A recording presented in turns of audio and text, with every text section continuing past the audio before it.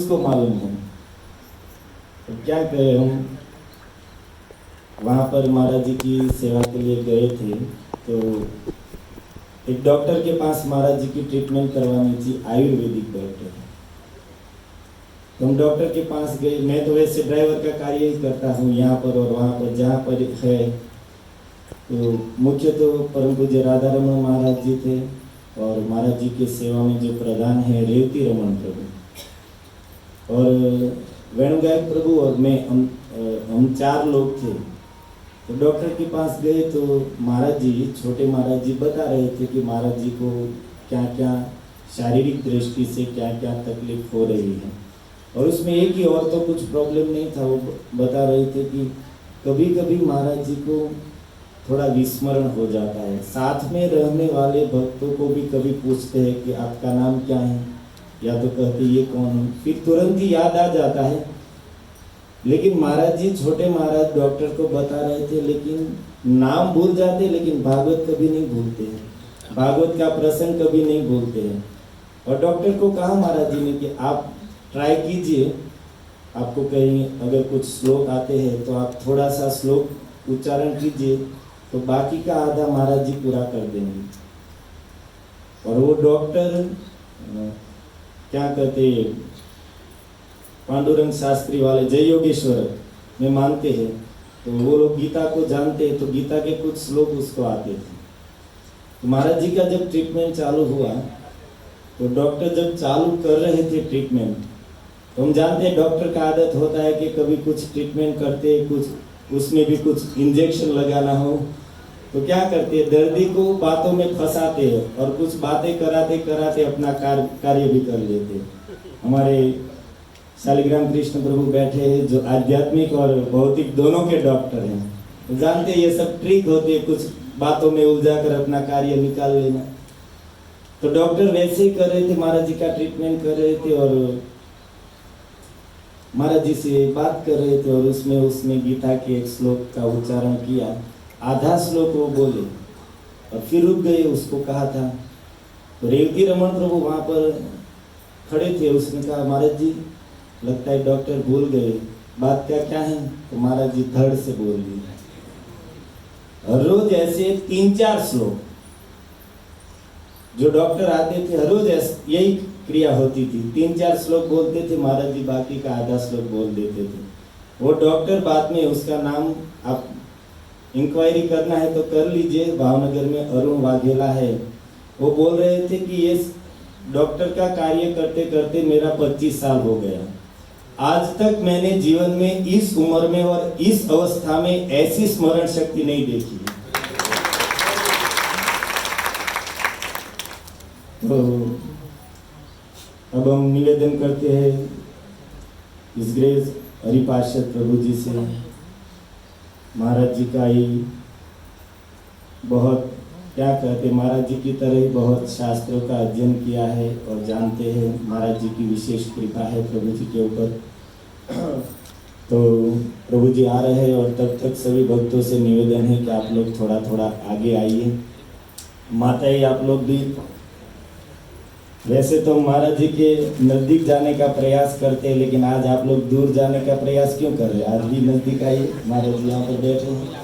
हरे कृष्णा कृष्णा कृष्णा हरे हरे, हरे राम राम राम हरे।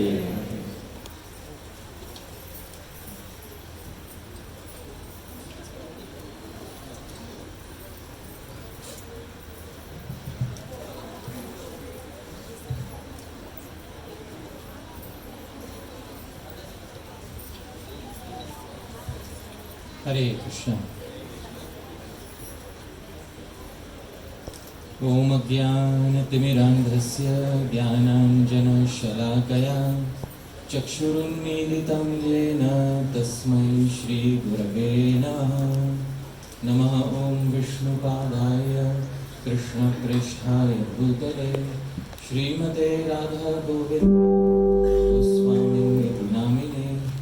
नमस्ते प्रभुपादिदेवे गौरवाणी प्रचारिणे, निर्विशेष शून्यवादी ग्राम्य जन निस्तारिणे। हरे कृष्णा कृष्णा कृष्णा हरे हरे, हरे राम राम राम हरे हरे।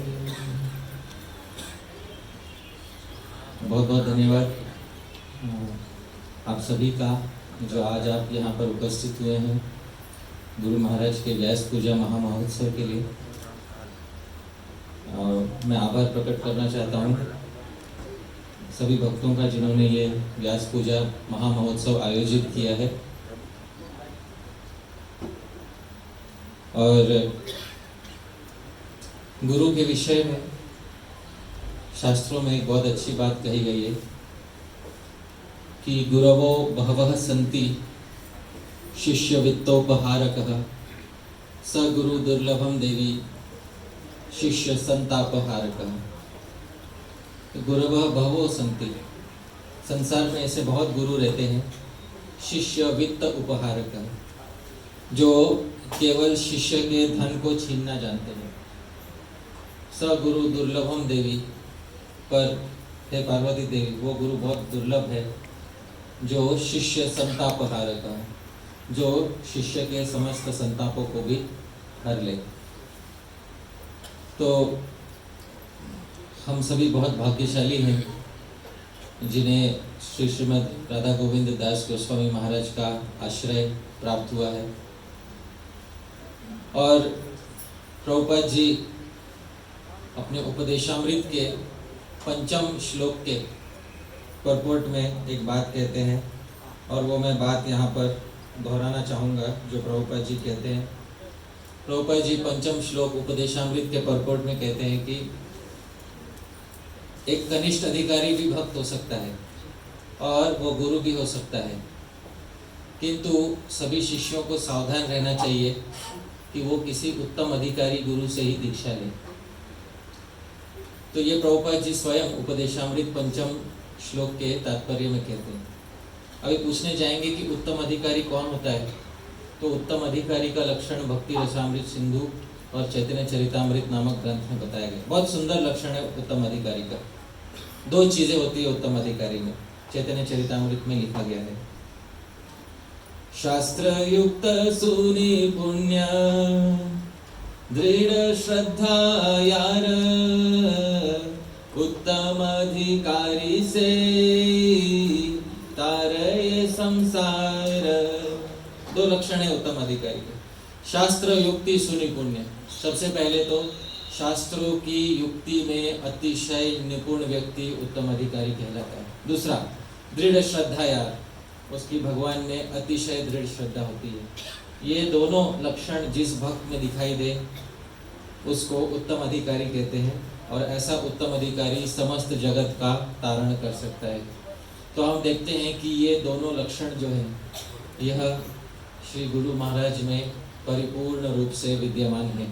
बचपन से ही भगवान में दृढ़ श्रद्धा और बचपन से ही शास्त्रों की युक्तियों में अतिशय निपुण होने का भाव।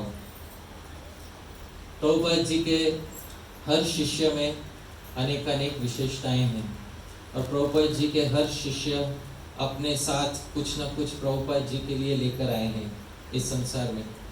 इसलिए प्रभुपाद जी के समस्त शिष्य अतिशय आदरणीय हैं और हमारे लिए गुरु समान ही हैं। और इसके साथ साथ हमारे गुरु महाराज जो प्रभुपाद जी के लिए अपने साथ लेकर आए हैं वह है श्रीमद् भागवत के रस को आस्वादन करने की कला। यह खुद में उन्होंने प्रदर्शित की है और दूसरे अपने शिष्यों के अंदर भी उन्होंने इस कला को देखा है, निखारा है। तो ये बहुत आवश्यक है कि श्रीमद् भागवतम के रस का स्वयं भी पान किया जाए और दूसरों को भी ये सिखाया जाए कि श्रीमद् भागवत के रस का पान कैसे करना है। तद विज्ञानार्थम स गुरुम एवाभिगच्छेत् समित पाणि श्रोत्रियम ब्रह्मनिष्ठम। ऐसे गुरु के पास जाना चाहिए हाथ में समिधा लेकर, यज्ञ का समिधा लेकर ऐसे गुरु के पास जाना चाहिए जो श्रोत्रिय हो, मतलब जो एक अच्छे संप्रदाय से हो और जो ब्रह्मनिष्ठ हो, अर्थात जिसकी शास्त्रों में अतिशय निष्ठा हो। इससे मुझे याद आता है 2010 में एक समय महाराज जी मैं महाराज जी से वृंदावन में मिलने गया तो महाराज जी अपने रूम पर नहीं थे। तो मैंने पूछा महाराज जी कहाँ हैं, तो बोले बरसाना गए हैं। तो मैं उसी दिन बरसाना चला गया। महाराज जी वहाँ पर ट्रीटमेंट के लिए एक जगह पर रुकते थे जिसका नाम था रंगीली महल। तो रंगीली महल में महाराज जी वहाँ पर रुके हुए थे। तो वहाँ महाराज जी से मिलने के बाद मैंने महाराज जी को पूछा कि महाराज जी हमारी बहुत इच्छा है कि जैसे आप श्रीमद् भागवतम पढ़ते हैं वैसा हम समझना चाहते हैं, तो कोई एक बात हो जिससे समझ में आ जाए श्रीमद् भागवतम बहुत अच्छे से, वो बात हमें बताइएगा। सबसे मुख्य सूत्र क्या है जिसको हम कहते हैं गुरु चाबी, मास्टर की, श्रीमद् भागवत अच्छे से समझ में आ जाए वो। तब रंगीली महल में, हमको तारीख याद है 20 अक्टूबर था 2010 को, रंगीली महल में गुरु महाराज जी ने हमसे कहा, और वो बात हमें आज तक याद है, एक बात ध्यान रखना कि श्रीमद् भागवत को श्रीमद् भागवत की भाषा में पढ़ना सीखो।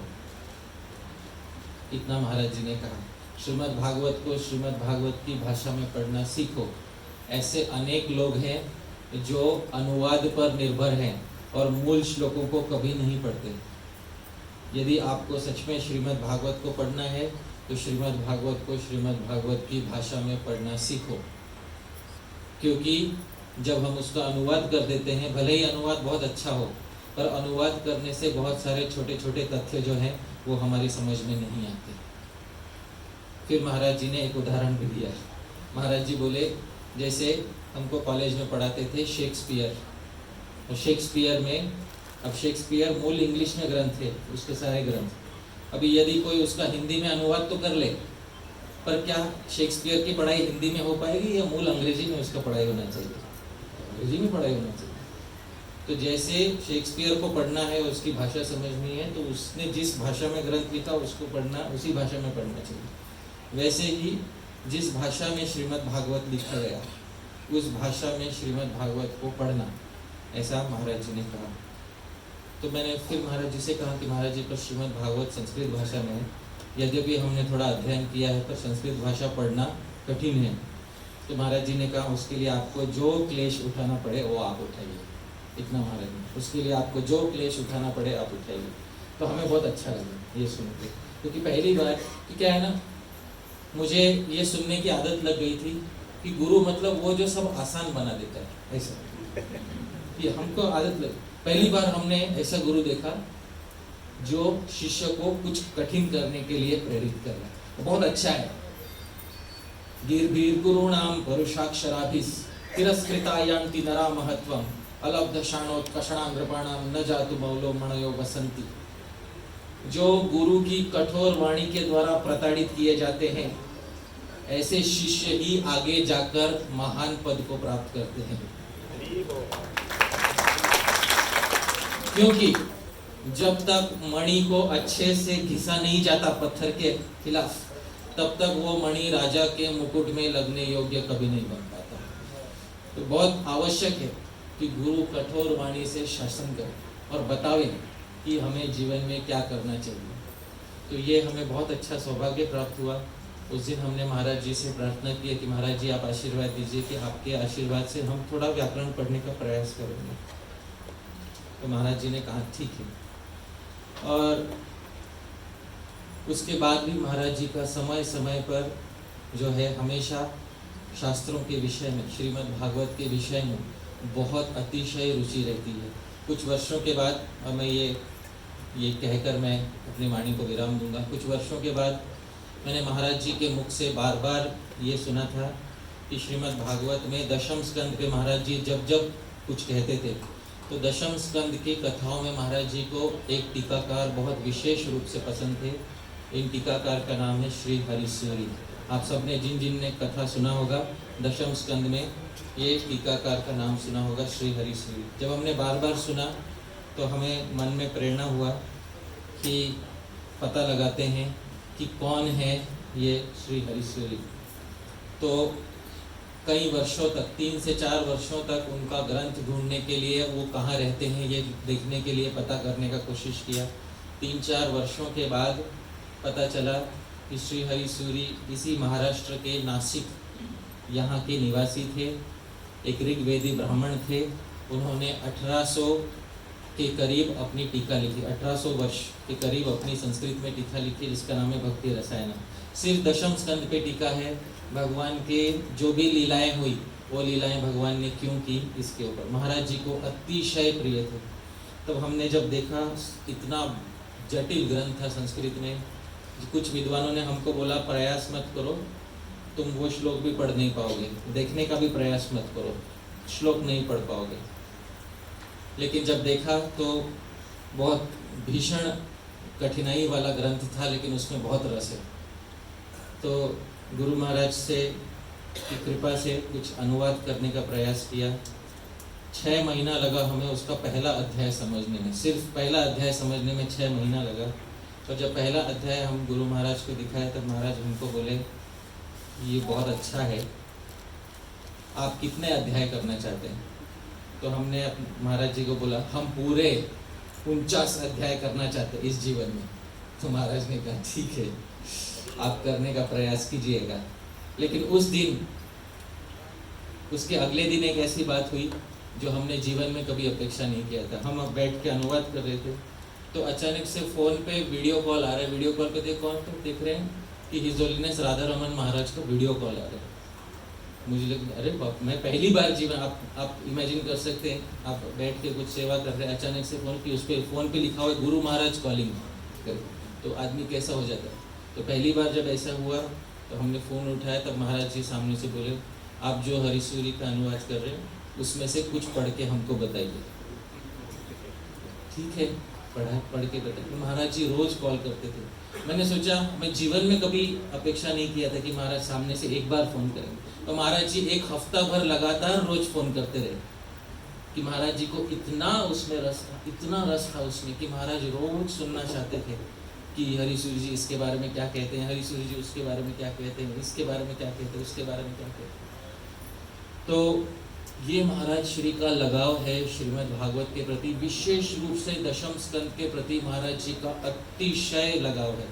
दशम स्कंद भागवत का हृदय है और उसमें भी जो 5 अध्याय है, रास पंचाध्याय, ये श्रीमद् भागवत के प्राण हैं। इनका वर्णन जब जब गुरु महाराज ने किया है, स्वाभाविक रूप से गुरु महाराज के हृदय के भाव भी अपने आप उन कथाओं में प्रकट हुए हैं। तो आज के दिन मैं महाराज जी से यही प्रार्थना करता हूँ कि महाराज जी, आपने जो श्रीमद् भागवत के रस का आस्वादन करने की कला अपने जीवन के माध्यम से दिखाई है, मैं प्रार्थना करता हूँ कि आपके सभी शिष्यों में परिपूर्ण रूप से वो कला जो है उपस्थित होवे और इसी शिष्य क्रम से प्रभुपाद जी के इस संस्था में श्रीमद् भागवत को श्रीमद् भागवत के ही भाषा में आस्वादन करने का जो कल्चर है वो हमारे समाज में, इस्कॉन समाज में आपके माध्यम से स्थापित परिपूर्ण रूप से हो जावे।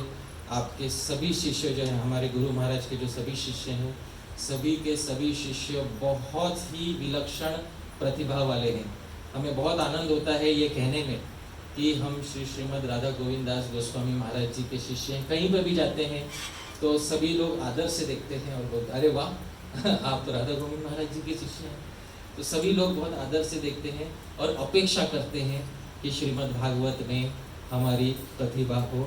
तो हमारे सभी जो गुरु बंधु हैं, सभी के सभी बहुत विलक्षण प्रतिभा वाले हैं, सभी के सभी श्रीमद् भागवत का रस आस्वादन करने वाले हैं। वास्तव में आप सब भी हमारे लिए गुरु महाराज के ही एक प्रकार से प्रतीक हो। तो आज के दिन मैं आप सबको भी प्रणाम करता हूँ, आप सबका भी आशीर्वाद की याचना करता हूँ कि आप सबकी कृपा से हम भी श्रीमद् भागवत के रस का आस्वादन कर सकें।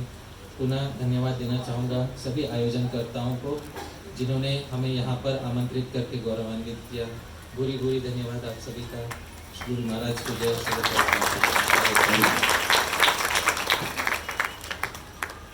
बहुत सुंदर इस ग्रेज हरिपार्षद प्रभु, आप सब लोग जानते ही है, उसका परिचय देने की कोई आवश्यकता नहीं है। लेकिन हमारे इस्कॉन में बहुत जटिल विषयों को भी आसानी से समझाने में प्रख्यात है प्रभु जी। और किस प्रकार प्रभु जी ने महाराज जी को प्रसन्न किया, आप जान सकते हैं कि एक आचार्य की टीकाओं का अध्ययन करके गुरु महाराज को सुनाकर गुरु महाराज की प्रसन्नता प्राप्त कर ली। हम लोगों ने कभी सोचा भी नहीं है कि गुरु महाराज का हमें फ़ोन आएगा, लेकिन प्रभु जी की इतनी सी सेवा से प्रसन्न होकर महाराज जी ने 1 हफ्ते तक उससे रोज फ़ोन किया। तो यही होता है कि गुरु को हम कुछ करके प्रसन्न कर सकते हैं। सिर्फ गुरु करने से हम गुरु को प्रसन्न तो नहीं कर लेंगे, कुछ सेवा करके। जैसे प्रभुपाद जी ने कहा है कि गुरु और कृष्ण की सेवा रेलगाड़ी की 2 पटरियों के समान है, दोनों साथ में चलती हैं। ऐसा भी नहीं कि हम गुरु गुरु करते हुए भगवान को भूल जाए। संसार में कई ऐसे संप्रदाय हैं जो गुरु ब्रह्मा गुरु विष्णु वाला श्लोक लेकर बैठ जाते हैं, भगवान से कुछ लेना देना ही नहीं। और ऐसा भी नहीं है कि हम भगवान की सेवा में लगकर गुरु को भी भूल जाए, दोनों ही साथ में चलती है। गुरु की सेवा करके हम भगवान को प्रसन्न कर सकते हैं और भगवान की सेवा करके गुरु को प्रसन्न कर सकते हैं। अब सब भक्त लोग बोलेंगे तो मैं सबके पीछे नहीं बोलूँगा, नहीं तो समय इसी में चला जाएगा। लेकिन एक बात मैं आपको बता दूँ, जो प्रभु जी के मुख से सुन रहे थे तो मुझे स्मरण में आया कि कैसे हम सेवा के द्वारा गुरु को प्रसन्न कर सकते हैं। गुरु महाराज इस बार भावनगर में आए थे जनवरी में, वृंदावन में अधिक ठंडी था, तो 1.5 महीना करीबन महाराज जी भावनगर में रहे। और भावनगर में एक मंदिर में एक माता जी हैं, बहुत सेवा करते हैं। सुबह में 5 बजे मंगला आरती वहाँ पर होती है, 5 बजे से आ जाते हैं और शाम तक मंदिर की सेवा में लगे रहते हैं। वो सिर्फ सोने के लिए और घर के कुछ कार्य रसोई इत्यादि के लिए थोड़ी देर घर पर जाते हैं, बाकी उसका पूरा दिन मंदिर में सेवा में जाता है। और उसकी लड़की, छोटी लड़की, 3 लड़कियां हैं, लेकिन छोटी लड़की जो ज़्यादा से ज़्यादा 5 साल की, वो उसके साथ मंगला आरती से आ जाती है। और मंगला आरती में कीर्तन करती है तो सबसे ऊंचा आवाज़ उसी का रहता है। अब स्वाभाविक है कि छोटी सी बच्ची है, मंगला आरती में और जोर से गाएगी तो कितना अच्छा लगेगा। और महाराज जी भावनगर थे तो हर रोज मंगला आरती में आते थे और हर रोज उस लड़की को देखते थे। एक दिन महाराज जी ने उससे बुलाया, इधर आओ, आपका नाम क्या है? उसने कहा कि यशी। महाराज जी ने कहा कि आज से आपका नाम यशोदा है।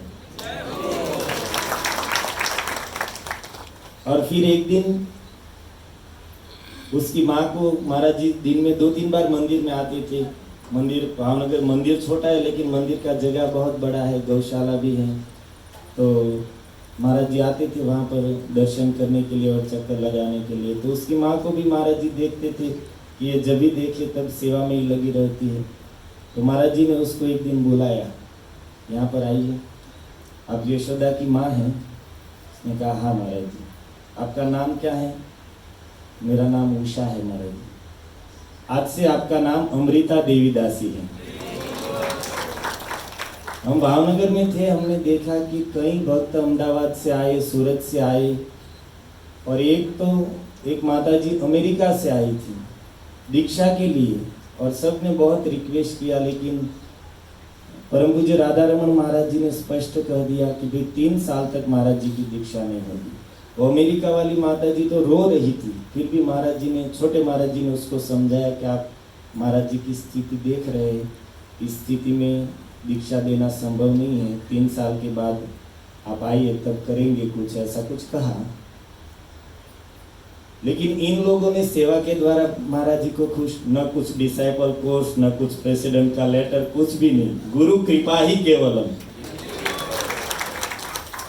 और महाराज जी वहाँ पर थे भावनगर, तो भावनगर में एक गौशाला है, कामधेनु गौशाला, वहाँ पर बीमार गायों की सेवा होती है। तो महाराज जी, हम एक दिन वहाँ पर महाराज जी को लेकर गए, तो महाराज जी को बहुत अच्छा लगा सब गायों को देखकर, सब बीमार गाय है देखकर महाराज जी रो रहे थे और बिल्कुल खुलकर बच्चों की तरह रो रहे थे उस गायों की स्थिति को देखकर।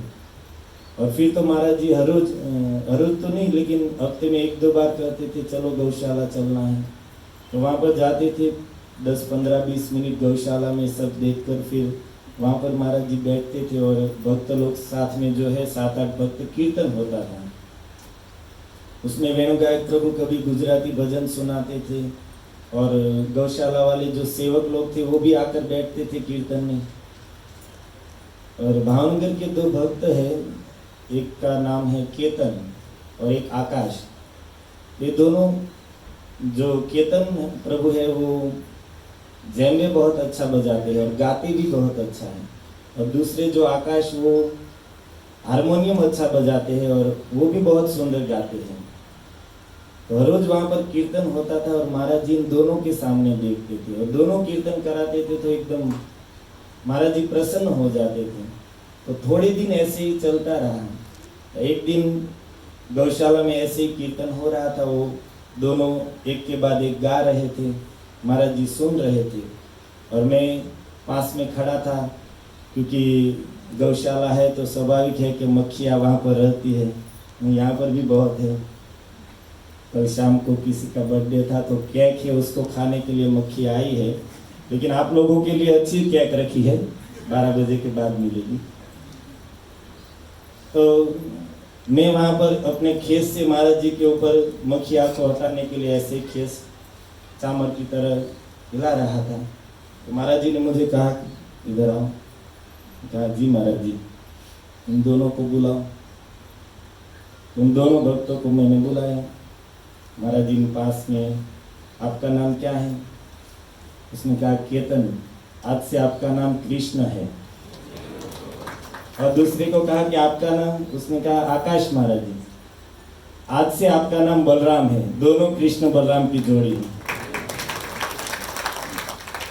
अभी और सुनाओ कितनी दीक्षा ऐसे महाराज जी ने दी प्रसन्न होकर। भावनगर मंदिर में गौशाला है, करीबन 30-35 गाय है, बहुत सुंदर गाय है। महाराज जी हर रोज गाय के पास जाते थे, तो वहाँ पर जो गो परिवार रखा है गायों की सेवा के लिए, तो उसके जो मुखिया है वो तो सुबह में गायों की सेवा करना, शाम को करना, और फिर पूरा दिन वो अपनी ऑटो चलाने चले जाते थे। उसका लड़का है 15-17 साल का, तो वो दिन भर गायों की सेवा वो करता है, गायों को घास चारा डालना, उसको इधर से उधर ले जाना, जो भी सेवा है। और महाराज जी जब भी जाते थे देखते थे कि ये छोटा बच्चा है लेकिन कितनी प्रेम से गाय माता की सेवा करता है। तो महाराज जी ने एक दिन उसको बुलाया, इधर हम वेणुगायक प्रभु को कहा कि उसको बुलाओ। आया, प्रणाम करके कहा जी महाराज जी आपका नाम क्या है? उसने कहा हिरण। आज से आपका नाम हरे कृष्ण दास है। अरे भाई कुछ ऐसा करो कि लेटर की जरूरत न पड़े, डिसाइपल कोर्स की जरूरत न पड़े। ऐसे ही सेवा से हम गुरु को प्रसन्न करने का भाव है कि हम सेवा के द्वारा गुरु को प्रसन्न कर सकते हैं। और ये सब घटनाओं में हमने प्रत्यक्ष इस बात को देखा। तो बहुत धन्यवाद हरिपार्षद प्रभु जी को, जिन्होंने इतना सुंदर महाराज जी के बारे में हमें श्रवण कराया। भागवत को भागवत की भाषा में समझो। हमारे यहाँ पर कृष्ण भजन प्रभु बैठे हैं, वो हमें एक बार बता रहे थे कि प्रभु जी अगर आपको प्रभुपाद जी का मूल समझना है तो इंग्लिश समझना पड़ेगा, क्योंकि अनुवाद होता है और मूल भाषा में जो भाव होता है वो अनुवाद में कभी कभी नहीं हो पाता है। तो प्रभु जी ने प्रयास किया हमें इंग्लिश सिखाने का, लेकिन हम रह गए। और गुजराती के ढगलानो ढ। तो अब हम निवेदन करते हैं हमारे मनस्वी कृष्ण प्रभु को। प्रभु जी का सेवा भाव बहुत अच्छा है। महाराज जी जब भावनगर आए तो महाराज जी की ट्रीटमेंट हो रही थी, और छोटे महाराज जी ने हमसे कहा कि आप मुंबई वाले भक्त भी थोड़ा सहायता कीजिए इन भावनगर वाले भक्तों का। तो हम यहाँ पर आए और मीटिंग करके सब भक्तों को बुलाए कि महाराज जी की सेवा में कुछ हमें देना है। तो कई भक्तों ने सेवा की, लेकिन सबसे अधिक सेवा मनस्वी कृष्ण प्रभु की थी। और ऐसे इस व्यास पूजा उत्सव में भी कई भक्तों ने सेवा की है, लेकिन सबसे अधिक सेवा प्रभु जी की है। इसका सेवा भाव बहुत अच्छा है। तो हम प्रभु जी से निवेदन करते हैं और हमारा रिक्वेस्ट है कि जो भी भक्त आए, हमारे पास समय अब 1 घंटे का ही है, तो आप ज़्यादा से ज़्यादा 4 से 5 मिनट का समय ही दे पाएंगे। तो समय को ध्यान में रखते हुए सब भक्त लोग अपना अनुमोदन करें। हरे कृष्ण।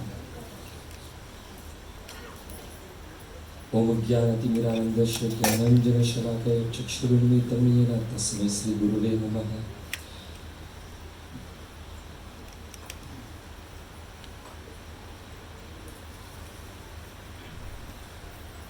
नमस्ते प्रभुपादाय देवे गौरवाणी प्रचारिणे निर्विशेष शून्यवादी पाश्चात्य देशतारिणे नमो विष्णुपादाय कृष्णप्रेष्ठाय भूतले श्रीमते राधा गोविंदास गोस्वामी नामिने नमस्ते प्रभुपादाय देवे गौरवाणी प्रचारिणे निर्विशेष शून्यवादी ग्रामजने विस्तारिणे।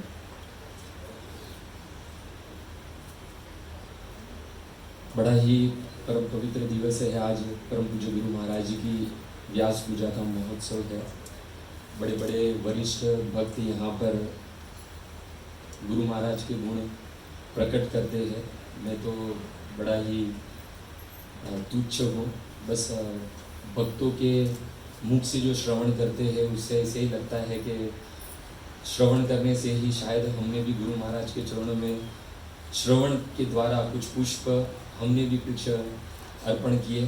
पर आज सौभाग्य है कि आज अवसर मिला है कि कुछ दो शब्द में भी गुरु के चरण में पुष्प के रूप में अर्पण कर सकूं। देखा जाए तो गुरु की महिमा गाने के लिए तो शब्द बहुत कम पड़ जाते हैं। एकादश स्कंद में निमि महाराज जब नौ योगेश्वर को देखते हैं तो बहुत सुंदर एक बात कहते हैं, देहि नाम दुर्लभो मानुषो देह देहि नाम क्षणभंगुरम। ऐसे देखा जाए तो संसार में सबसे दुर्लभ वस्तु है ये मनुष्य देह मिलना। परंतु निमि महाराज कहते हैं कि मनुष्य देह मिलना दुर्लभ तो है पर क्षण भंगुर है, तुरंत ही समाप्त हो जाता है। यदि मुझे पूछा जाए कि संसार में सबसे दुर्लभ वस्तु क्या है तो निमि महाराज कहते हैं कि तत्रा अपि मन्ये दुर्लभम वैकुंठ प्रिय दर्शन। सबसे दुर्लभ वस्तु है भगवान के भक्तों के दर्शन करना। पर कभी कभी मैं सोचता हूं कि कहीं ना कहीं श्री प्रभुपाद की हम सब पर कृपा है, असीम कृपा है, और खास करके मुझ पर कि हम सबको परम पूज्य गुरु महाराज का आश्रय मिला है। ये कहीं ना कहीं प्रभुपाद जी की असीम कृपा है। ऐसे देखा जाए तो चैतन्य महाप्रभु वैष्णव की तीन कैटेगरी बताते हैं कि एक वैष्णव है, एक वैष्णोत्तर है और एक वैष्णोत्तम है। जो 24 घंटे में यदि एक बार यदि भगवान का, कृष्ण का नाम ले ले या स्मरण कर ले उसे वैष्णव कहा जाता है। 24 घंटे यदि कृष्ण की लीला, कृष्ण का स्मरण करता रहे उसे वैष्णोत्तर कहा जाता है। और चैतन्य महाप्रभु कहते हैं जिसे देखकर कृष्ण की लीला, कृष्ण का नाम, भागवत का स्मरण हो जाए इसे वैष्णोत्तम कहा जाता है। और ऐसे ही वैष्णव में उत्तम हमारे गुरु महाराज है। जब कभी भी इनके दर्शन होते हैं तो तुरंत ही हमें भागवत का स्मरण होता है, तुरंत ही हमें कृष्ण की लीला का स्मरण होने लगता है। जिन्होंने अपना पूरा जीवन जो है वो भागवत के प्रचार में दे दिया और उनके ही जीवन को देखते हुए बहुत सारे यहाँ पर भक्त हैं जिन्होंने भागवत का प्रचार किया। और उन सब वरिष्ठ भक्तों को देखकर हम जैसे भक्त भी भागवत का प्रचार करने का प्रयास कर रहे हैं। बहुत सुंदर बात हरिप्रसाद प्रभु ने एक श्लोक लिखा था जो उन्होंने 2 दिन पहले उन्होंने जब गुरु महाराज के गुणों के, जो गुणों के सब वैष्णव गुणों से अलंकृत है हमारे गुरु महाराज, उनका एक श्लोक बहुत सुंदर उन्होंने उस दिन गाया था। उसमें यही लिखा था कि बस कैसे भी करके हमें उनके आश्रय में जाना है। गुरु के आश्रय में जाने से ही हमें भागवत में प्रीति हो जाए तो समझ लेना चाहिए कि गुरु का प्रसाद, गुरु का आशीर्वाद हमें मिल गया। परम पूज्य गुरु महाराज ने अपना सारा जीवन जो है वो भागवत के प्रचार में बिता दिया, भागवत को ही अपना जीवन बना दिया। तो बस आज आप सब वैष्णव के उपस्थिति में तथा गुरु महाराज के चरणों में यही प्रार्थना है कि जैसे आपने अपना जीवन जो है वो भागवत का प्रचार बनाया, वैसे ही हम भी वैसे ये तुच्छ दास भी भागवत के प्रचार को अपना जीवन बनाए, जीविका ना बनाए। हरे कृष्णा कृष्णा कृष्णा कृष्णा हरे हरे, हरे राम राम राम।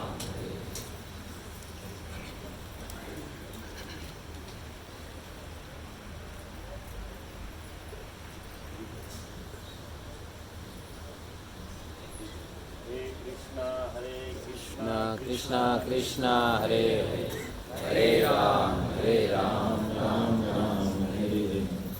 बहुत सुंदर मनस्वी कृष्ण प्रभु ने हमें महाराज जी के गुण का वर्णन किया। अब हम निवेदन करते हैं इस ग्रेस जीवन कृष्ण प्रभु से वो यहाँ पर आए और अपना ऑफरिंग व्यक्त करें। और सभी भक्तों से पुनः एक बार निवेदन है कि आप लोग एक बार ठीक से आगे आ जाए तो हमें बार बार कहना ना पड़े, ऐसा लगे तो खड़े होकर आ जाए। अब प्रभु जी आप लोग समझने वाले, माताओं को कहने से क्या होगा, माताएं जिस स्थान पर बैठी उस स्थान पर थोड़ा हिल देगी, आगे नहीं आएगी। आप लोग तो आ जाइए।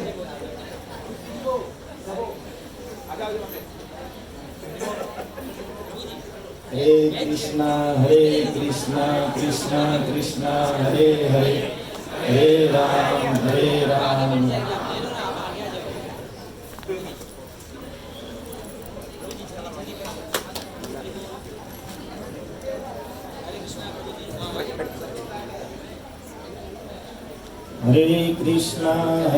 कृष्णा कृष्णा कृष्णा हरे हरे, हरे राम राम राम हरे हरे। हरे कृष्ण। मेरा परम सौभाग्य है कि आज के दिन यहाँ पे इस परम पावन अवसर के ऊपर हमको आप सभी भक्तों के सामने कुछ बोलने का मौका मिला है। देखिए, ज़्यादा कुछ नहीं बोलूँगा, समय की थोड़ी पाबंदी है। श्रीमद् भागवतम के प्रथम स्कंद के प्रथम अध्याय के तीसरे श्लोक के अंदर बहुत ही सुंदर श्लोक है। निगम कल्पतरु गलितम फलम सुखमुखात् जव संयुतम। यह जो श्रीमद् भागवतम का यह जो श्लोक है, निगम कल्पतरु, यह जो श्रीमद् भागवतम जो है वह कल्पतरु के समान है। कल्पतरु यानी क्या कि कल्पतरु वृक्ष के नीचे बैठने से हमारी जो भी इच्छा होती है वो पूर्ण हो जाती है, तो उसको कल्पतरु के समान कहा गया है। आगे कहते हैं कि सुख मुखात् द्रव संयुतम। जो एक वृक्ष जो होता है, उस वृक्ष के ऊपर पका हुआ फल होता है, वह मिठाई होता है, लेकिन जब ही उस फल को जब ही उसको चख लेता है तो और भी मीठा हो जाता है। लेकिन ऐसे देखते हैं कि हम भागवतम के अंदर गुरु महाराज जो है बहुत सारी टीका उनका ये करते हैं, हमको बताते हैं। श्रीधर स्वामी की है, हरिसूरी जी की है, सनातन गोस्वामी पाद की टीका है। तो उसमें जो श्रीधर स्वामी की जो टीका है वह खास करके संस्कृत के अंदर है, और हमको संस्कृत पढ़ने में तकलीफ होती है, तो यह तो पूरी टीका है संस्कृत के अंदर, तो वो हमको पढ़ना कितना डिफिकल्ट होता है। लेकिन गुरु महाराज जो हैं उस श्रीधर स्वामी की टीका को, जैसे मैंने कहा कि फल जो है उसको सुखदेव गोस्वामी ने टेस्ट किया हुआ है तो मीठा है, अमृत के समान है।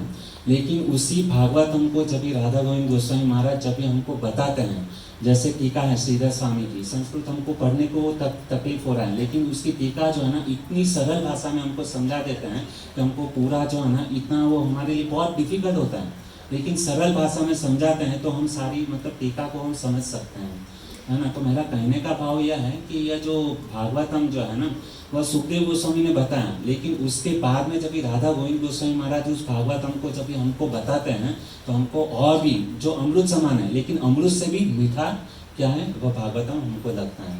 तो यह है।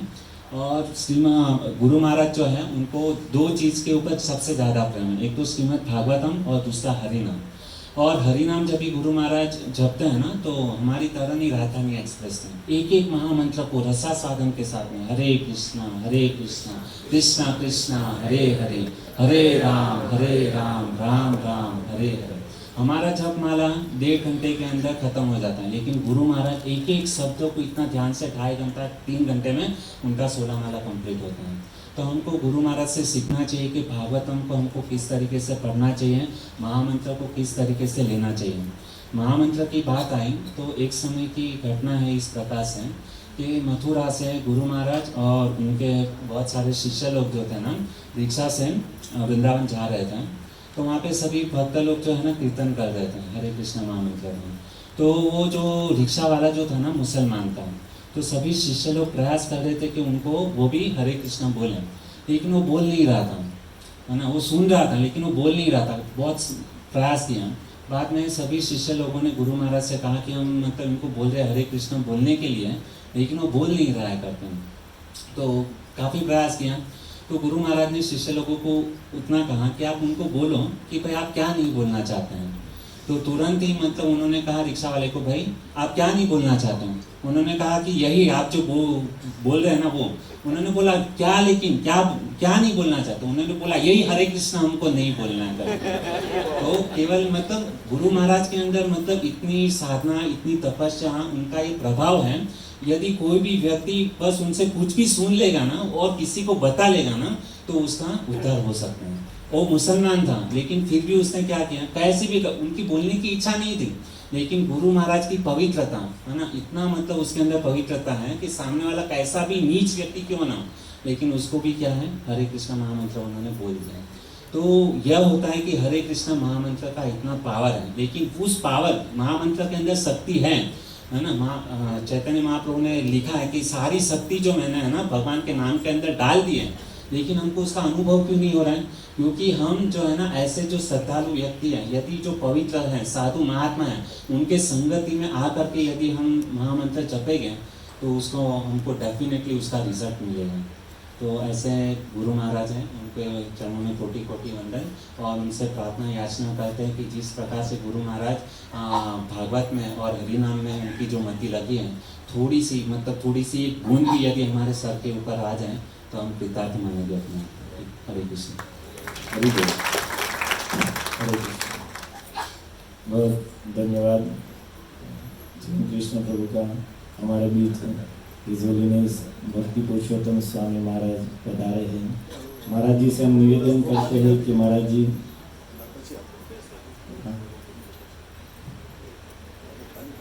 आगे आ जाइए।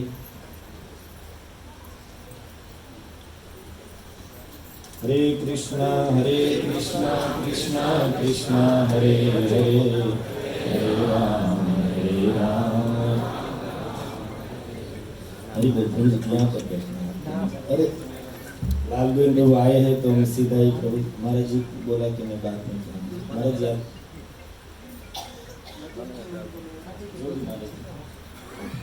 आइए, अब महाराज जी का स्वागत करते हुए एक बार महामंत्र का उच्चारण करते हैं। हरे कृष्णा कृष्णा कृष्णा हरे हरे, हरे राम राम राम हरे हरे। हरे कृष्ण। हरि बोल।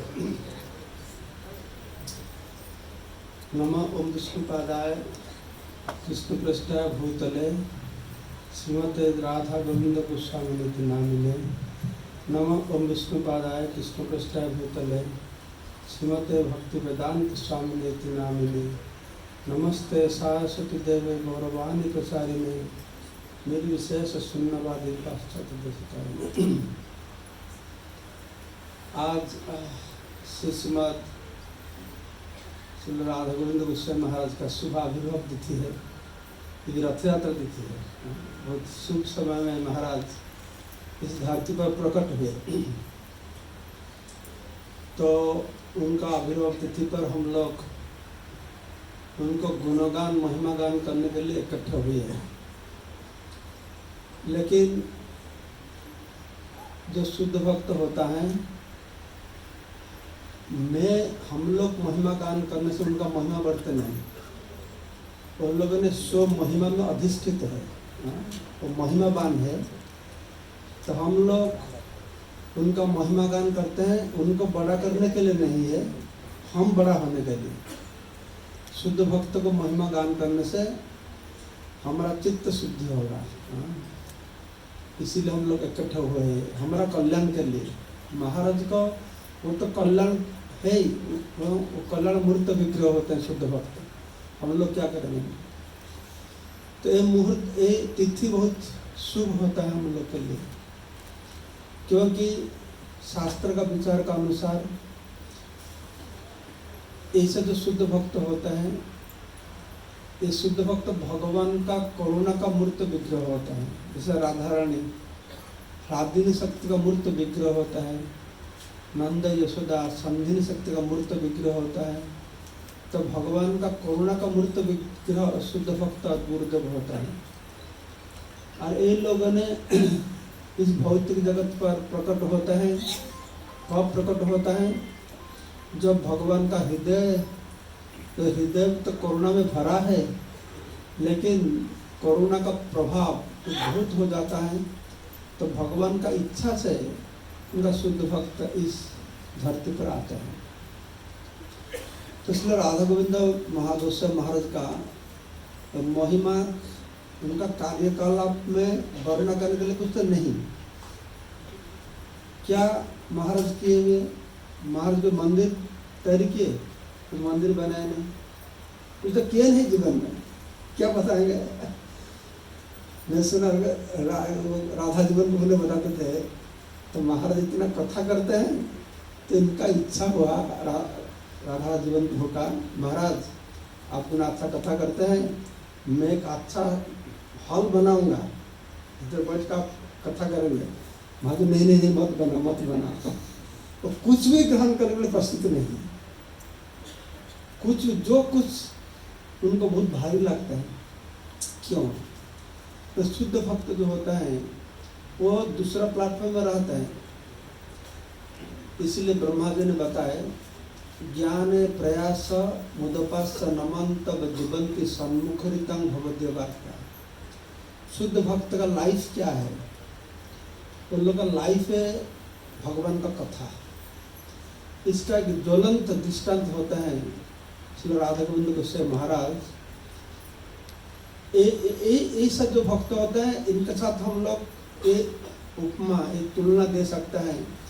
जो मछली को पानी से निकालने से मछली का हालत जैसा होता है, ये लोगों का हालत ऐसा ही है। भगवान का कथा का बगैर एक मुहूर्त में रह नहीं पाएंगे। ऐसा कुछ बहुत क्वचित लोग होता है, भक्त होता है इस धरती पर, जिसका दृष्टांत हम लोग दे पाएंगे शास्त्र का अनुसार। श्री राधा गोविंद महाराज ऐसा ही उदासीन, भौतिक वस्तु के प्रति विरक्त और उदासीन, सब बहुत विरल देखने के लिए ऐसा नहीं ज़्यादा धरती पर, जो सिर्फ भगवान को कथा को लेकर ही वो जिंदे हुए रहे हैं, जीवन धारण करते हैं, और दूसरा कुछ आश्रय नहीं है।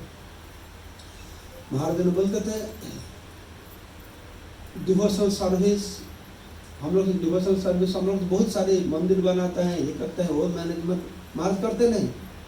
महाराज बोले मैं डिवोशनल सर्विस करता हूँ, मेरा डिवोशनल सर्विस है कीर्तन करना, भगवान का गुणगान करना। तो महाराज तो आप लोग को मालूम है, इस तरह से आने से पहले भी ये भागवत उनका जीवन ही था, भागवत लेके ही हो रहे थे। तो ये बहुत बड़ा आशीर्वाद है हमारा संस्था के लिए। लेकिन हमारा संस्था के लिए महाराज का क्या अवदान है? इतना बड़ा बड़ा प्रोजेक्ट होता है, ये होता है, वो होता है, तब होता है। महाराज तो सिर्फ भागवत कथा ही करते हैं, इसको लोग सोच सकते हैं महाराज क्या अवदान है। लेकिन हम लोग को ये जानकारी होना चाहिए कि हमारा जो संस्था चल रहा है, ये संस्था सिर्फ जो लोगों ने बड़ा बड़ा कुछ बनाता है वो लोग का वजह से चलता नहीं। हमारा संस्था में ऐसा कुछ शुद्ध भक्त है जो इंटरनल पोटेंसी, शुद्धता को मेंटेन करते हैं, जिनका शक्ति से सब दूसरा को शक्ति प्राप्त होता है। तो श्री राधा गोविंद महाराज ऐसा एक शुद्ध भक्त है जो हमारा संस्था में रहते हुए इस संस्था को शुभ, इतना शुभ ऑस्पिशियस बनाते हैं। जैसे दूसरा महाराज भी है, जैसा मैं बोलता हूँ सुशील सुभग स्वामी महाराज, इस तरह में ऐसा कुछ महाराज होता है तो किसका नजर में आता नहीं।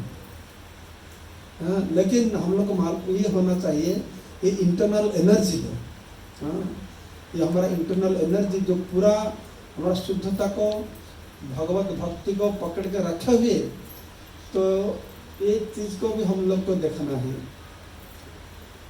तो श्री राधा गोविंद गोस्वामी महाराज, जब हमारा गुरु महाराज को जब तक हमारा स्ट्रोक हुआ, तो वृंदावन में थे, तो वृंदावन जब सुना साथ साथ एरोप्लेन में इधर भागे। हाँ, महाराज का स्ट्रोक हो गया। सुबह को महाराज सब लोग आते थे। तो कुछ दिन के बाद महाराज को स्ट्रोक हुआ। तो मैं दिल्ली में उनको हॉस्पिटल में देखने के लिए गया था। तो और 1-2 भक्त थे। तो हम लोग महाराज को बोला, Maharaj we pray for you, you recover quickly, बोला जल्दी सुस्त हो जाओ। महाराज नहीं, ऐसा प्रे मत करो। मैं सुस्त होने का प्रेयर में नहीं चाहता हूँ। मैं चाहता हूँ मैं जिस अवस्था में हूँ मैं भगवान को भूल नहीं जाऊँगा। हम लोग कोई भी हो तो स्वागत है, थोड़ा मेरे लिए प्रार्थना कीजिए भगवान के पास, इतना सुस्त हो जाऊँगा। तो वो लोग का ये तो नज़र में नहीं है, उनका नज़र दूसरा जगह पर होता है। इतना सीरियस स्थिति में भी शुद्ध भक्त का ये लक्षण होता है। जितना सीरियस स्थिति में, तो परीक्षित महाराज कितना सीरियस स्थिति थे, उनको बोल दिया 7 दिन का तुम्हारा शरीर छोड़ना पड़ेगा, लेकिन नॉन दिसता। ये शुद्ध भक्त का लक्षण होता है। ऐसा श्री राधा गोविंद महाराज का अंदर में बहुत सारी लक्षण है, जिसको अच्छा से हम लोग अनुधावन करेंगे तो हम लोग समझ पाएंगे महाराज कौन सा स्थिति में है। और मेरा विचार से जब तक ऐसा शुद्ध भक्त इस धरती पर रहेंगे, हर साल, हर दिन, हर क्षण ये धरती के लिए बहुत ऑस्पिशियस हो रहेगा। तो आज इसी तिथि में उनका अभिनवति में प्रार्थना करता हूँ महाराज के पास आशीर्वाद देने के लिए। महाराज बहुत कृपालु है। महाराज का डीलिंग्स उस तक सिर्फ स्पिरिचुअल थिंग्स में सुनूंगा, मैटेरियल तुम्हारा अच्छा बुरा है मैं नहीं सुनूंगा। शिष्य को भक्त है तो क्या है, मेरे पास मत आओ, मैनेजमेंट के पास जाओ। Spiritual things just listen from me. तो मेरा विचार से हम लोग तो बहुत काउंसलिंग लेते हैं, काउंसलिंग, हाँ, लेकिन हम लोग ऐसा शुद्ध भक्त सिर्फ हरि कथा श्रवण करेंगे, वही रियल काउंसलिंग हो जाएगा। कि हम लोग स्ट्रक्चर ऐसा हो जाएगा तो मेरे को दूसरा काउंसलिंग जरूरत नहीं पड़ेगा। We can maintain our spiritual life very nicely. Maharaj बहुत नम्र है, इतना विनय है। साधु का हर लक्षण महाराज के अंदर में अच्छा से। मैं महाराज के नजदीक में इतना नहीं रहता हूँ, लेकिन मैं दूर से महाराज को अच्छा से एनालिसिस करता हूँ। और ये भी जरूरत है शुद्ध भक्त को अच्छा से एनालिसिस करना, उनका सद्गुणावली को लक्ष्य करना और उनका अप्रिसिएशन करना। वैसा सद्गुणावली कैसे हम लोग प्राप्त कर पाएंगे उसको देखना। एक बार राधा गोविंद महाराज ने गौर पूर्णिमा का टाइम मायापुर में थे तो 1 दिन 2 दिन कथा करते किए। मैं एक दिन ललित माधव से कोई कथा करता था। तो महाराज इतना उनका ज्ञान का भंडार है, क्या नहीं उनके पास सब कुछ है। तब भी 2 घंटा बैठ के मेरा क्लास सुनते थे बैठ के। तो बता रहे यही तो मैं कभी सुना नहीं इस बात को। तो ऐसा वो हम्बल होता है। क्यों न हमारा एक में सुना, नमंती गुणिनः जनाः नमंती फलिनः वृक्षः। जो पेड़ में फल होता है वो नीचे होता है, जिसका अंदर फल होता नहीं ऊपर खड़ा आके देखा है। तो हम लोग का अंदर में फल नहीं है, हम लोग बहुत खड़ा दिखाते हैं। जो फल होता है ना ऊपर नहीं देखा जाता है, वो नीचे होकर रहता है। नमंती गुणिनः जनाः। तब महाराज का शुभ अभिरोधित में मैं प्रार्थना करता हूँ तो मेरा प्रति कृपा करुणा रखेंगे। जब मैं जैसा महाराज का हरि कथा का प्रति जैसा आग्रह है, श्रद्धा है, आसक्ति है, उससे 1% हम लोग को मिल जाएगा, इस ह्यूमन लाइफ सक्सेसफुल हो जाएगा। जय श्री राधा महाराज की, आविर्भाव तिथि महोत्सव की, गौर Premanand. Very happy to see so many devotees here. मैं कल गया था एक घर पर, वो भी वो बंगाली थे, राधा गोविंद महाराज का शिष्य थे। किसी भक्त घर पर ले गया था Chandra. Thank you so much.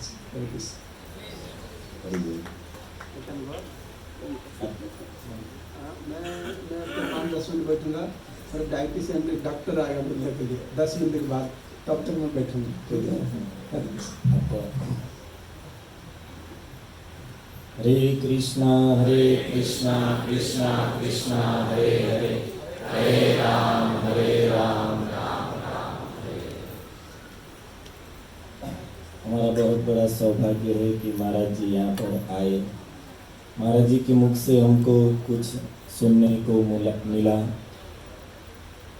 हमारे मंदिर में बहुत बड़ा उत्सव है आज रथ यात्रा का, और उसी उपलक्ष्य में महाराज जी यहाँ पर जगन्नाथ जी की कथा कहने के लिए आए हैं। 3 दिन से महाराज जी की कथा चल रही थी मंदिर में ही, और जब से सुना महाराज जी परम पूज्य भक्ति पुरुषोत्तम स्वामी महाराज आ रहे हैं, तब से हम सभी भक्तों की इच्छा थी कि महाराज जी इस अवसर पर, महाराज जी की व्यास पूजा के अवसर पर यहाँ पर हमारे मंदिर में ही है, तो महाराज जी व्यास पूजा में आएंगे, हम लोगों को महाराज जी के मुख से कुछ सुनने को मिलेगा। तो सभी भक्तों की यह इच्छा थी, और आज प्रभुपाद जी और गुरु महाराज की कृपा से यह इच्छा पूरी हुई। महाराज जी आए, उसके मुख से हमें गुरु जी के गुणगान सुनने मिले। आइए हम एक बार हृदय से महाराज जी का आभार व्यक्त करते हुए महामंत्र बोलते हैं, हरे कृष्णा कृष्णा कृष्णा हरे हरे, हरे राम राम राम। अब हम निवेदन करते हैं हमारे मंदिर के वरिष्ठ भक्त हरिदास प्रभु जी से, और हरिदास प्रभु के बाद में लालगुरु प्रभु। हरे कृष्ण।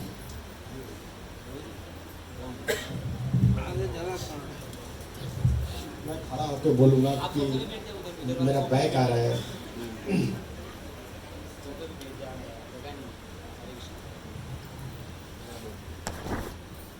बोलिए, हरे कृष्णा हरे कृष्णा कृष्णा कृष्णा हरे हरे, हरे राम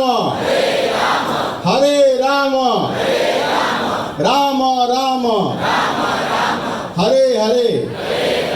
भैया मेरा मुंह मत देखिए, क्योंकि कोई हाथ नहीं उठा रहा है। जिसके पास हाथ है कृपया करके बराबर हाथ उठाएं। हरे कृष्णा कृष्णा कृष्णा हरे हरे, हरे राम राम राम हरे हरे। भक्ति पुरुषोत्तम महाराज अभी महाराज जी के विषय में गुणगान कर रहे थे कि इंटरनल पोटेंसी ये है जो मैं आप लोग हरिनाम हम लोग करते हैं।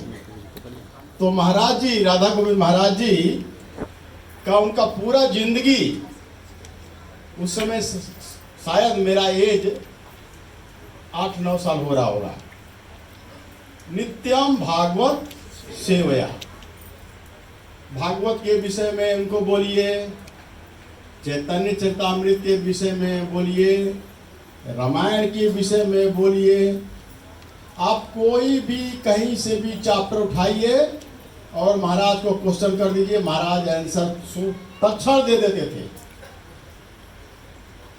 और उस समय जब महाराज हम लोगों को पढ़ाते थे, उस समय ब्लैक बोर्ड पे लिखते थे श्लोक, और 5-6 बार बोलने के बाद वो श्लोक मिटा देते थे। अब बोलो तो कोई बोल पाएगा, लेकिन उस समय का विद्यार्थी हम लोग थे, उस समय का जो श्लोक है अभी भी याद है।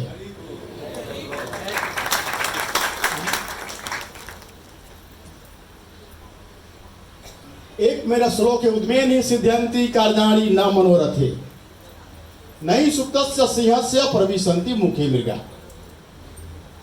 अगर शेर सोया हुआ है, उसके मुख में हरिण अपने आप नहीं जाएगी, शेर को मेहनत करना पड़ेगा। उसी प्रकार से भगवान बोले, कर्मण्ये वाधिकारस्तेव मा फलेषु कदाचन। तो भक्ति पुरुषोत्तम महाराज थोड़े संक्षिप्त में बता दिए। राधा गोविंद महाराज का जुहू में, शायद गांधी गार्डन को जानते होंगे, गांधी गार्डन कौन जानता है जुहू में था? बहुत कम, जानते ही नहीं। तो गांधी गार्डन में महाराज का भागवतम चल रहा था और भंवरों के ऊपर प्रसंग आया। मैं महाराज जी के बाजू में बैठा था, अगर कोई प्रसंग होगा तो शायद कोई होगा। भ्रमण गीत, और अचानक 10 से 12 भौरे काले काले बड़े बड़े महाराज का परिक्रमा किए 3 बार, और जोर से ऐसे के चले गए। महाराज लोग भी थे, देखते रह गए कि क्या हो रहा है, ये भ्रमण गीत चल रहा है, और उसमें भौरे भी आ गए और परिक्रमा किए चले गए। तो ये प्रमाण है ये शुद्ध भक्त का, जहां शुद्ध भक्त उनके गुणगान करते हैं, भगवान अपना रिप्रेजेंटेटिव भेजते हैं। तो यहाँ पर भी व्यास पूजा चल रहा है, भक्ति पुरुषोत्तम महाराज आए, महाराज का प्रतिनिधि बन के जो महाराज के विषय में समझाए। अब एक किस्सा कर रहा हूँ। जिस जगह पे आप लोग बैठे हुए हैं, महाराज का आदेश आया, महाराज यहाँ पर आए थे, स्ट्रक्चर बन के खड़ा था नीचे। महाराज जी का आदेश आया कि हरदास तुमको ये मीरा रोड का ये हॉल तक्षण तैयार कराना है। तो हमारे एक मेंबर थे गोरेगांव में, अभी वो लोग नहीं रहे, लेकिन महाराज जी का आदेश मैं जाके बताया उनको। अरोरा अरोरा करके फैमिली है, बोर्ड पे नाम लिखा हुआ है, नीचे देख सकते हैं, अरोरा फैमिली। मैं उनको तो तत्काल बोला कि महाराज जी ऐसा ऐसा आदेश दिए हैं, आपको कुछ कर देना है। तब बोलते कि मैं पैसा तो नहीं दूंगा, सामान दे दूंगा। ठीक है, सामान दे, कुछ भी कर दीजिए, लेकिन 6 महीने के अंदर एक खड़ा हो जाना चाहिए, बन जाना चाहिए।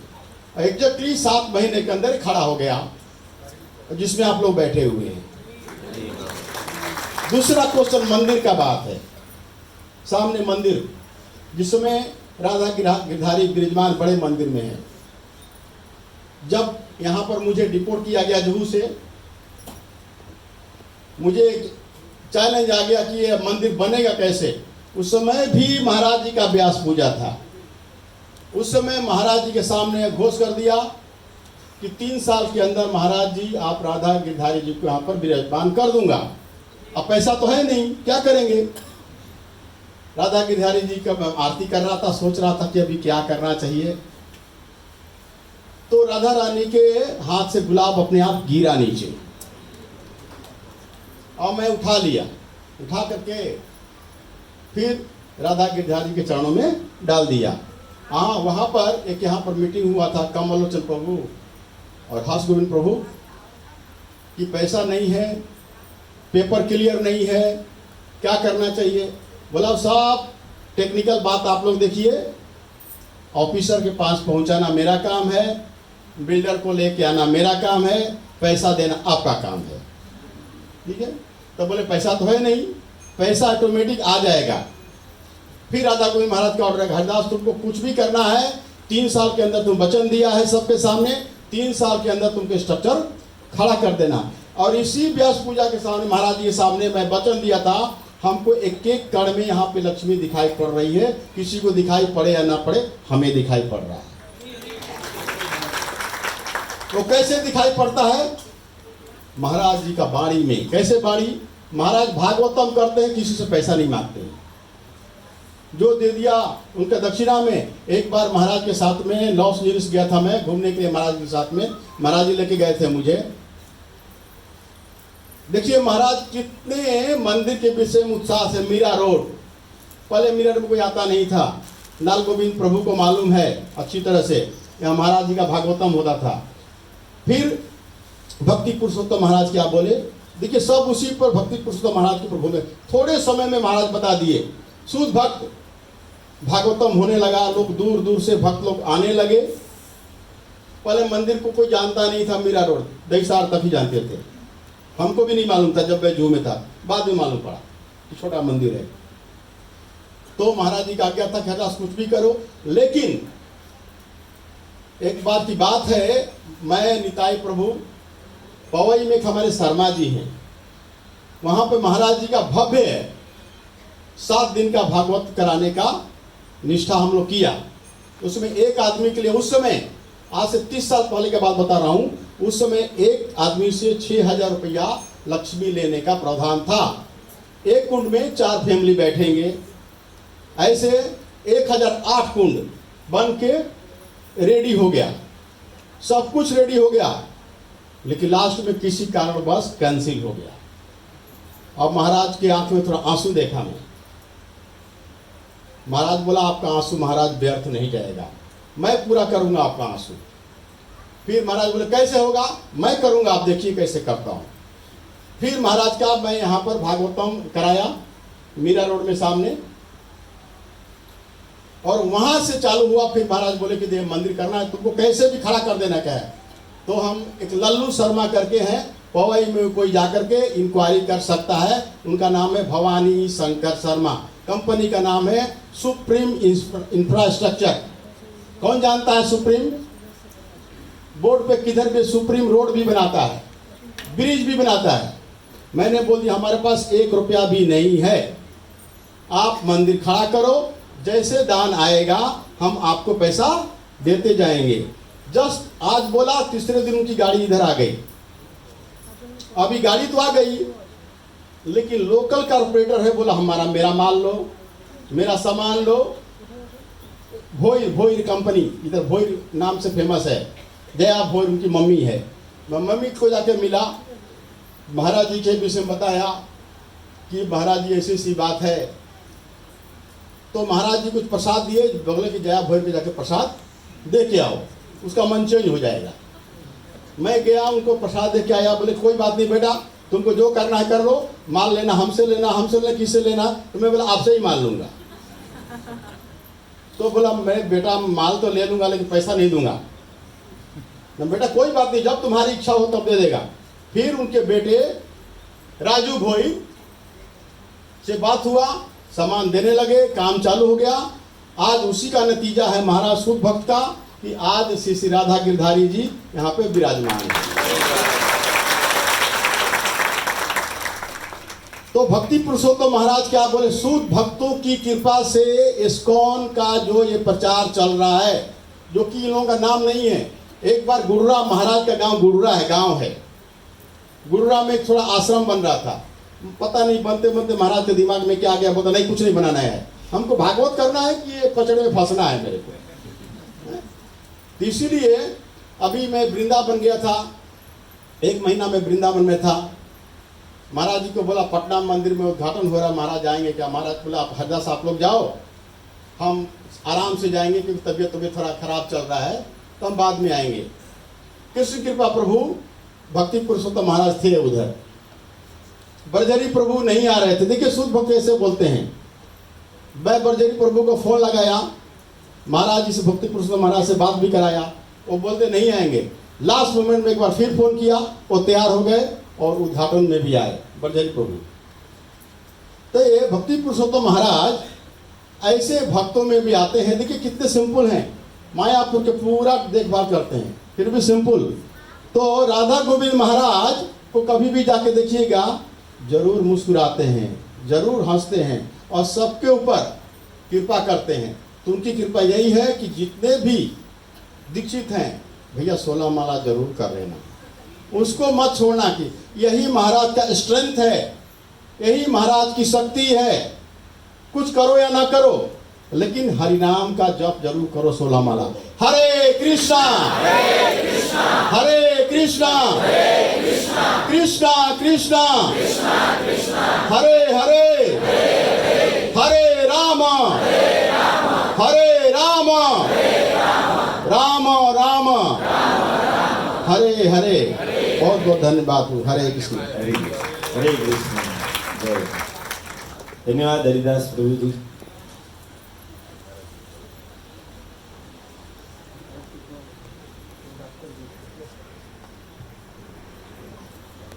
हरे कृष्णा कृष्णा कृष्णा हरे हरे।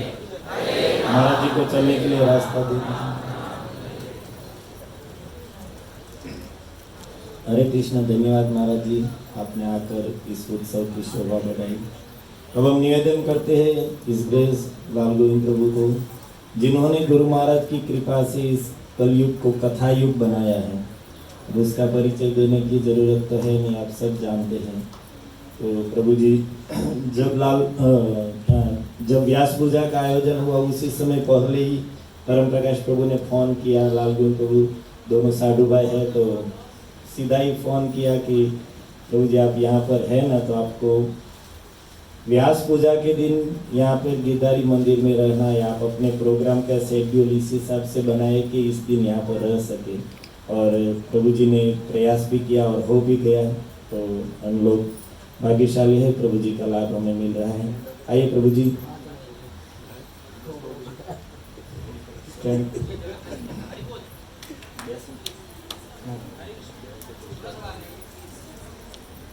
अच्छी खासी बैठने की परंपरा थी, हरिदास प्रभु ने चेंज कर दी।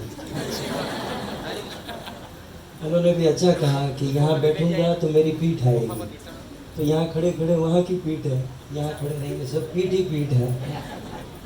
फिर मुझे एक लीटी याद आ गई, जहाँ पर ही देखूं वहाँ तुम ही तुम हो, जहाँ पर ही दे, यहाँ देखो तो भी यहाँ वहाँ तुम ही तुम हो।